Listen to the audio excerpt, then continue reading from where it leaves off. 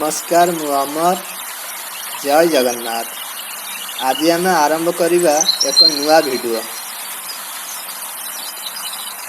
मृत्यु विषय रे ना कहीं केबे भाबिबा पई चाहंती ना कहीं कथा हेबा पई चाहंती। मृत्यु शब्द रे ही समस्त को डर लगी था।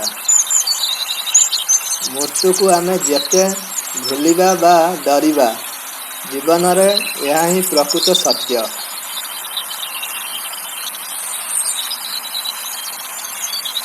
मृत्यु को स्वीकार जदि आमे जानी छंती मृत्यु कोहु मुहूर्त रे आसी आम जीवन नहीं चली जीव।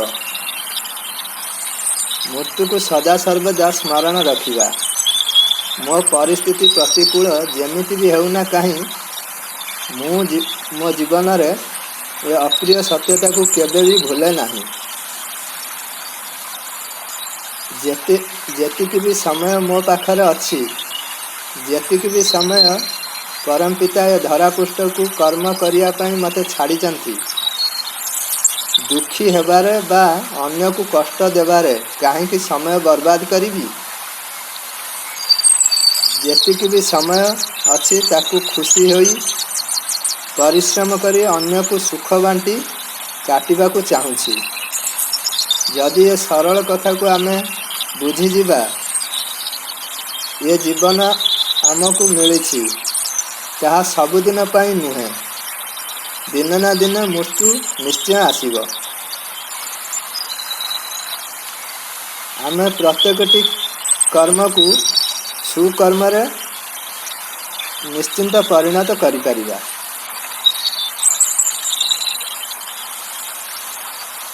आम जीवन रे जन्म हेई छंती दिन मृत्यु हेब।